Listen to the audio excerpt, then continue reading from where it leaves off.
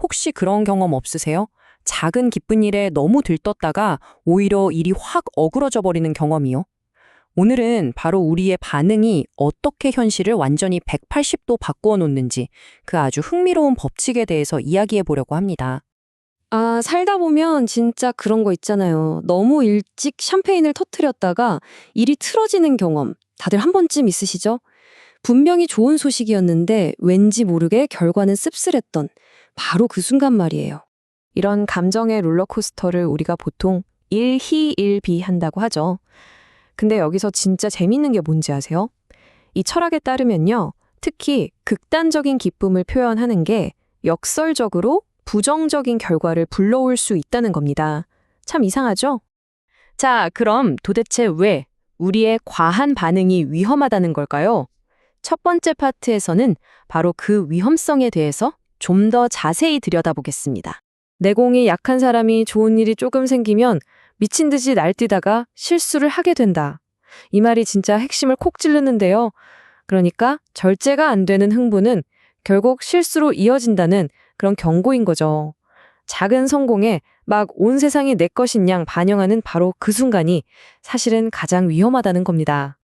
이 모든 것의 바탕에는 바로 균형이라는 원리가 깔려 있어요.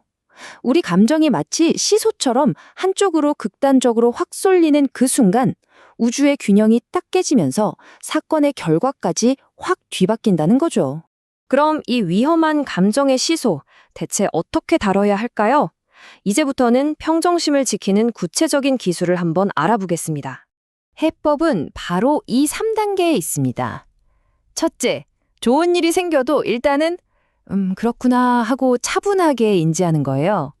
둘째, 막 팔짝팔짝 뛰고 싶잖아요? 그 충동을 의식적으로 한번 눌러주는 거죠. 그리고 마지막, 이게 진짜 중요한데요. 이 행운을 가져다 준 우주, 즉 자연에 감사하는 마음을 표현하는 겁니다. 이렇게 감정을 다스리는 힘을 기르면요, 그 보상은 진짜 어마어마합니다. 불필요한 사고를 막는 건 기본이고요. 우주가 계속해서 더 큰 산물을 안겨준다는 거예요. 이게 바로 진짜 내공을 쌓는 길인 거죠. 자, 이제 이 철학의 진짜 핵심 원리를 공개할 시간입니다. 바로 우리의 에너지와 의도를 몇 배로 뻥튀기시키는 그런 우주의 법칙입니다. 배가수, 이게 한자 그대로 보면 곱절로 더해지는 수라는 뜻이거든요. 우리가 세상에 내보내는 아주 작은 에너지조차도 우주는 정확히 10배로 증폭시켜서 우리에게 되돌려준다는 것. 이것이 바로 이 철학의 심장이라고 할 수 있습니다. 한두 배도 아니에요. 무려 10배입니다. 내가 그냥 무심코 내뱉은 감정이나 작은 행동 하나하나가 사실은 10배의 파급력으로 우주와 상호작용하고 있었다는 사실, 이거 정말 놀랍지 않나요? 근데 이 10배의 법칙에는 빛과 그림자가 동시에 존재합니다. 좋은 일에 진심으로 감사하면 그 행운이 10배가 돼서 돌아와요.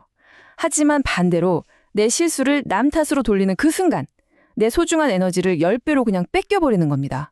선택은 온전히 우리의 몫인 거죠.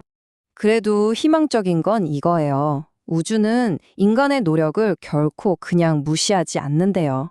반드시 달란트라는 선물로 보상해준다고 하니까요. 우리의 어떤 노력도 결국 헛되지 않는다는 아주 강력한 메시지입니다. 자, 그럼 이제 동전의 뒷면을 좀 살펴볼까요? 이 관점에서 볼 때 사회를 파괴하는 아주 나쁜 습관으로 꼽는 게 있는데 그게 바로 불평입니다. 이 타임라인을 보면 우리 사회에 좀 아이러니한 모습이 보이죠.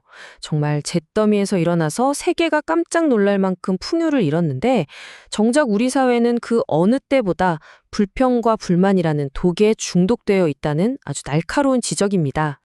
그리고 이 문제에 대한 경고는 정말 단호합니다. 불평과 불만이 가득한 사회는 결국 쇠퇴의 길을 걸을 수밖에 없다는 것이죠.